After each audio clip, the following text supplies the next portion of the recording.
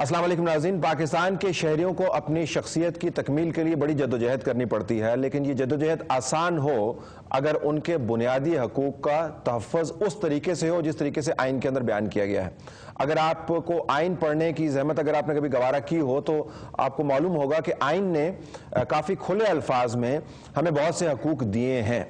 اس میں ترمیم ہو سکتی ہے، اس کے اندر بڑھوتی ہو سکتی ہے، لیکن بنیادی حقوق ہمیں حاصل ہیں. بدقسمتی سے آئین نے جو ہمیں حقوق دیے ہیں ہمیں عام زندگی میں ملتے نہیں ہیں. آج کا پروگرام جو ہم نے ترتیب دیا ہے اس کے دو مقاصد ہیں. پہلا تو ہم جاننا چاہیں گے کہ بنیادی حقوق کے اندر جو اہم ترین حقوق ہیں اس کے بارے میں ہمیں کیوں جاننا چاہیے. اگر ہمیں پتہ چل جائے کہ ہمارے سیاسی، سماجی، معاشی، ماحولیاتی حقوق کیا ہیں تو ہماری زندگیوں پر کیا اثر پڑے گا.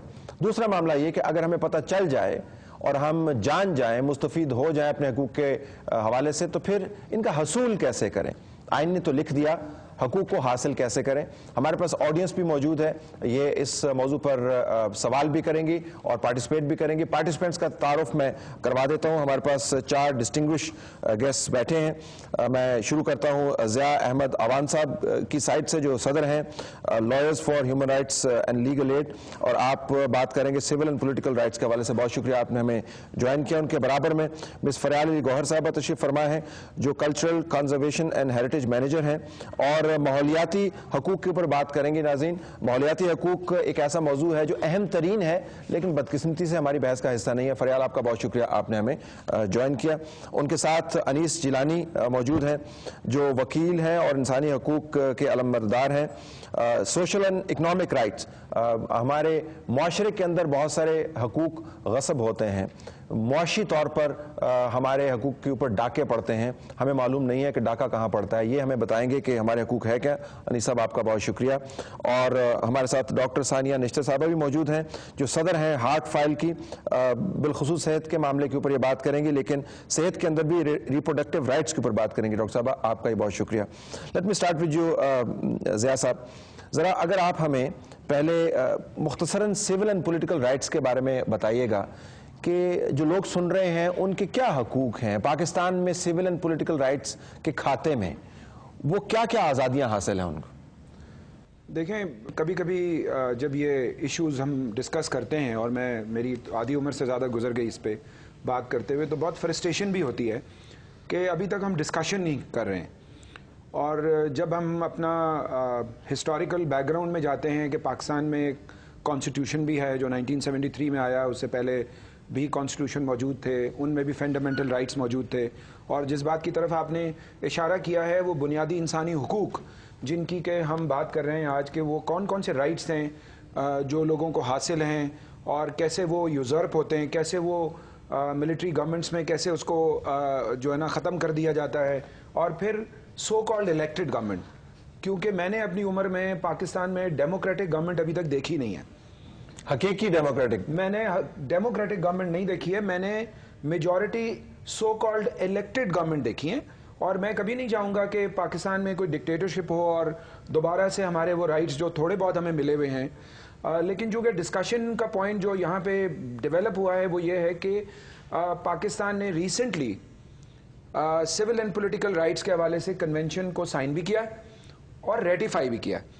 تو جہاں پہ کانسٹیٹیوشن آف پاکستان جو ہے اس کو ہم کہتے ہیں وہ سورس آف لا ہے، کہ جتنے لاز بنتے ہیں وہ کانسٹیٹیوشن کو دیکھتے ہوئے اسی کے پیرائے میں بنتے ہیں. تو اس کے اندر ایکویلٹی بھی موجود ہے، آرٹیکل 25، رائٹ ٹو لائف بھی موجود ہے، رائٹ ٹو یونین بھی موجود ہے، رائٹ ٹو آرگنائزیشن بھی موجود ہے، رائٹ ٹو ورک بھی موجود ہے.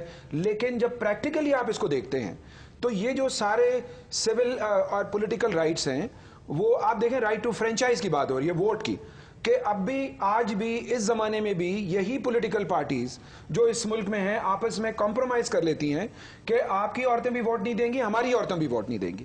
سو واٹ از دس؟ یہ میل شوونسٹک سوسائٹی جو کروڈ فارم میں ہمارے یہاں موجود ہے اس کو دور کرنے کے لیے کوئی بات کرنے کے لیے تیار نہیں ہے، اور پولیٹیکل ول نظر نہیں آتی ہے.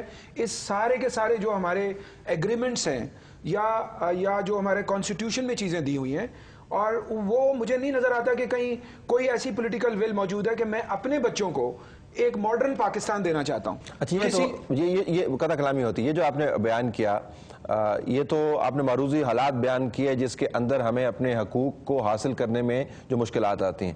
لیکن اگر میں آپ سے یہ جاننا چاہوں کہ موازنہ اگر کریں جو پاکستانیوں کو حقوق پیپر پر حاصل ہیں اس کا اگر آپ موازنہ کریں دوسرے ممالک دوسرے جمہوری ممالک میں تو کیا پیپر پر ہمارا جو میرٹ ہے وہ ٹھیک ہے یا نہیں ہے یا پیپر کے اندر بھی بہت سارے سکم ہیں جو ہمیں دور کرنے چاہیے؟ دیکھیں میں اس طرف زیادہ نہیں جاؤں گا کیونکہ جو ہمارے ہاں موجود ہیں چیزیں وہی اتنی امپورٹنٹ ہے کہ اگر اس کو لیٹر ان اسپرٹ میں اگر ہم اس کو لے کر آئیں اور جو ہمارے سپریم کورٹ کے ججمنٹس بھی ہیں اور جو ایک اگر انلائٹنڈ مائنڈ کے ساتھ وہ جو ریکمنڈیشنز موجود ہیں سول سوسائٹی کی ریکمنڈیشنز موجود ہیں پوری مطلب جو ہم نے اتنا کام کیا ہوا ہے لوگوں نے اپنی لائفز دی ہیں ان چیزوں کے لیے اور اس آگسٹ ہاؤس میں ایسی بہت ساری پرسنالٹیز بیٹھی ہوئی ہیں جن کے بہت بڑے بڑے قد ہیں جنہوں نے اپنی لائف میں اتنے کام کیے ہیں کہ I really when see I admire them that each one is did you see their lives to change this system. لیکن ہماری جا کی گاڑی کہاں اٹکتی ہے کہ جب پولیٹیکل ول نہیں ہوتی ہے. اور میں جو آج کا جو موضوع ہے جو ہم بات کر رہے ہیں سول اینڈ پولیٹیکل رائٹس پہ یہ ایک UN کا کنونشن ہے جو پاکستان نے سائن کیا ہے اور اس کو ریٹیفائی بھی کیا ہے. میں سب سے پہلے تو یہ بات کرنا چاہوں گا کہ جو سول اینڈ پولیٹیکل رائٹس کے حوالے سے جو کنونشن ایک تو سائن ہوتا ہے تو اس میں گورنمنٹ بائنڈنگ نہیں ہوتی لیکن جب ریٹیفیکیشن ہو جاتا ہے تو اس کا پروسیس ہمارے پولیٹیشنز کو ہمارے سول سوسائٹی کے لوگوں کو سارے لوگوں کو یہ سمجھنا چاہیے کہ جب آپ ریٹیفیکیشن کر دیتے ہیں تو جو اس کنٹری جو ریٹیفائی کرتا ہے اس میں بائنڈنگ ہو جاتی ہے. لازم ہے کہ اب آپ نے اس کے اوپر عمل درآمد کروانا ہے. ہمارے سوسائٹی کا انٹیگرل پارٹ بن جاتا ہے اور یہ جو UN کے کنونشنز ہیں یہ منیمم سٹینڈرڈز ہیں. اب بہت سارے ایسے جیسے آپ نے کہا موازنہ کریں تو بہت سارے ایسے کنٹریز ہیں جو بیونڈ UN کنونشن چلے گئے اور جب ہم جب اس کو پورا نہیں کرتے ریٹیفائی کر دیتے ہیں دکھانے کے لیے تو میں آپ کو ایک کوٹ کروں گا کہ convention on rights of the child جو ایک کنونشن ہے بچوں کے حقوق کا اس میں ہر 4 سال بعد حکومتوں کی حاضری ہوتی ہے. جب پاکستان گورنمنٹ جاتی ہے تو پاکستان گورنمنٹ بھی ایک پوری رپورٹ لے کے جاتے ہیں کہ جی ہم نے یہ لا بنایا فلانا کیا وہ ساری چیزیں لے کر جاتے ہیں. لیکن ہم ان سے اب یہ سوال کر رہے ہیں کہ ہمیں صرف قانون مت دکھاؤ ہمیں یہ دکھاؤ کہ آپ عمل کیسے کر رہے ہیں. اس کے لیے کتنے ریسورسز آپ نے ایلوکیٹ کیے ہیں اس کے لیے کتنا ہیومن ریسورس ڈیولپ کیا ہے اس کے لیے کتنا سرمایہ آپ نے دیا ہے تو وہ ان کے پاس جواب نہیں ہوتا. ٹھیک ہے ان کے پاس جواب نہیں ہوتے کیونکہ ہماری گورنمنٹس اتنی مصروف ہیں کہ ہماری سوورینٹی بھی چلی گئی ہے. ہماری پالیسیز پاکستان میں نہیں بنتی ہیں. ہماری پالیسیز جو ہیں وہ جو انٹرنیشنل مانیٹرنگ ایجنسیز اور ان کو کنٹرول کرنے والے ممالک بناتے ہیں. اچھا اس میں ابھی آؤں گا. آپ نے کہا کہ یہ ہمارے پاس مواد ہے انسانی حقوق کے حوالے سے بنیادی حقوق کے حوالے سے یہ معروضی حالات ہیں اور یہ مشکلات ہیں اب ان کو حل کس طرح کرنا ہے اس پہ ابھی ہم ذرا بعد میں آتے ہیں. فیاض صاحب ماحولیات ایک تو یہ تو وہ حقوق کی بات کر رہے تھے کہ جن کے بارے میں پاکستان میں بڑی بحث ہوتی رہی ہے. ماحولیات تو ایک ایسا موضوع ہے جس کے اوپر ابھی بحث کا بھی باقاعدہ آغاز نہیں ہوا تو یہاں پر حقوق کی بات کرنا کیا آپ کے خیال میں آج کل بہت ضروری ہے؟ بتائیے کہ ماحولیاتی حقوق کیا ہیں ہمارے؟ طلعت میرے خیال میں کہ ماحول کے اندر رہتے ہوئے ہم نے ماحول کو پہچانا ہی نہیں ہے. ایک تو سیاسی ماحول ہے جس کے بارے میں ضیاء صاحب نے حسب معمول بہت ایک پاورفل باتیں کی ہیں لیکن جو ہماری یعنی قدرتی ماحول جس کے اندر ہم رہتے ہیں یا جو ثقافتی اقدار ہیں جو اس ماحول کا حصہ ہیں اس پر ہم نے بات نہیں کی. لیکن دونوں چیزوں کا جو اثر ہے وہ اتنی زور سے ہے اپنی یعنی انفرادی اور جو کولیکٹیو ایک ہماری زندگی ہے بطور قوم اور بطور ریاست کہ اس کو ہم اس پر نظر ڈالنا نہ صرف ضروری ہو گیا ہے لیکن اٹ از امپیریٹیو یعنی کہ اس کے بغیر ہم آگے نہیں چل سکیں گے کیونکہ شاید ہم سے وہ ماحول ہم خود ہی چھین رہے ہیں. اپنے آپ سے ہم اس ماحول کی تباہی کی طرف اتنی تیزی سے جا رہے ہیں اور یہ صرف ہم نہیں یعنی صرف ہم اس پاکستان کے رہنے والے نہیں لیکن زیادہ تر بلکہ جو ذمہ داری پڑتی ہے کلائمیٹ چینج کے حوالے سے جو پوری جو موسموں کا جو ایک نصاب ہے جو ایک نظام ہے جو ایک قدرتی سسٹم چلا آ رہا تھا صدیوں سے بلکہ ہزاروں سالوں سے اس میں جو خطرناک تبدیلیاں آئی ہیں ان کا اثر ہمارے سامنے ہے اور پھر بھی ہم نے اپنی نظریں دور کر دی ہیں. ہمارے سامنے کس طرح سے ہے 2010 में ही, अभी तो साल भी नहीं हुआ, अभी तक तो वो लोग जो डिस्प्लेस हुए थे, जिनके घर तबाह हुए, जिनके माल मवेशी उनके सामने डूबे, जिनके बच्चे, जिनकी बीवियां, जिनकी बहनें, जिनके मर्द उस पानी में बह गए, वो उसी क्लाइमेट चेंज का एक हिस्सा था जो सैलाब इस मुल्क में आया है। वो एक और बहस है कि उसके कई और एक्सप्लेनेशंस भी दी गई हैं जिसका ताल्लुक हमारे एक बहुत बड़ी मिसाल है ये माहौलियाती खराबी। जी हाँ।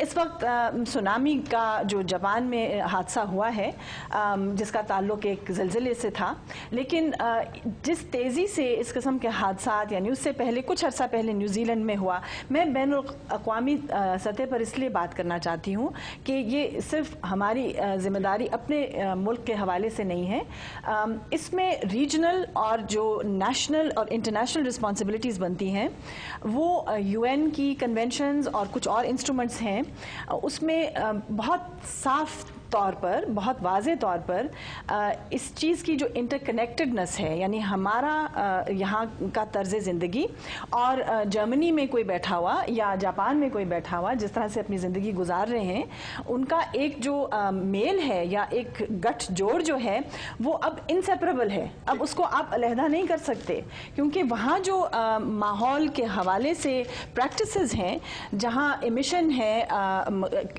मखसूस गैसेस की, उसका ताल्लुक या उसका असर हम पर डायरेक्टली हो रहा है। और हमेशा जो वल्नरेबल कम्युनिटीज़ हैं, यानी जो कमज़ोर तबके हैं, चाहे वो रीजनल हों, चाहे वो अपने मोहल्ले के हों, हमेशा ख़वातीन, बच्चे, गरीब, जानवर, यानी जो अनप्रोटेक्टेड हैं, उन पर सबसे मंफी असर होता है।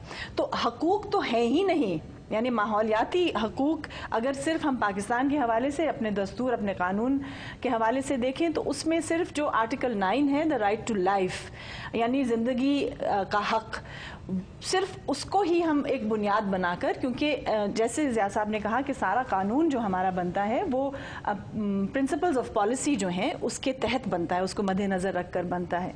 अगर हम कानून बनाएं environmental rights या माहौलियाती हकूक़ के हवाले से, it will have to be based on the very fact that as citizens of this country हमें ज़िंदा रहने का हक़ है। लेकिन वो ज़िंदगी किस तरह से हम गुजारेंगे? क्या हम गंदा पानी पीकर ज़िंदा रहेंगे ताकि हमारे बच्चे जो 5 साल की उम्र तक पहुँचने से पहले मर जाते हैं? इसका ताल्लुक ज़ाहिर माहौल से है। तो इस तरह से हमारी गुफ्तगू जिस तरह जारी रहेगी, उसमें मैं आप को, यानी अपनी जो ज़ाती जो मेरे एक्सपीरियंसेस रहे हैं as a professional in the field, वो मैं शेयर करना चाहूँगी। अच्छा, इसमें लेकिन आपने थोड़ी सी वजाहत चाहिए कि आइन के अंदर या जो इस वक्त कवानीन मौजूद हैं वो बराह रास्त इन्वायरमेंटल राइट्स का जिक्र नहीं करते, तफसील के साथ बयान नहीं करते। आप जोड़ लें ज़िंदगी के हक़ के साथ तो ठीक है, आप जोड़ लें साफ़ पीने के हक़ के साथ तो ठीक है, लेकिन माहौलियाती हकूक़ इस्तिलाह के तौर पर हमारी बहस का हिस्सा भी नहीं बने।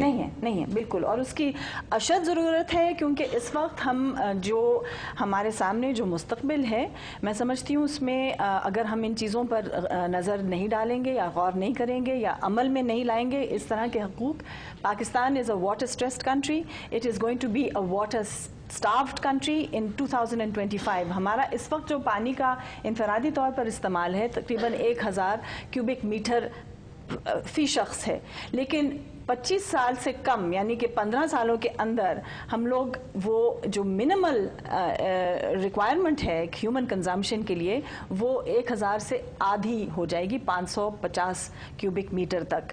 यानी we will be facing serious drought, क्योंकि उसका असर सिर्फ जिस्मानी जो निज़ाम है उससे नहीं होता, पूरा जो हमारा ज़रई निज़ाम है, यानी जो पाकिस्तान की मईशत है, उसका दारोमदार ही ज़राअत पर है, और ज़राअत का दारोमदार पानी पर है। बिल्कुल, और पानी का दारोमदार माहौलियात पर है, और इंसान का दारोमदार जो इन तमाम चीज़ों खुराक पर है।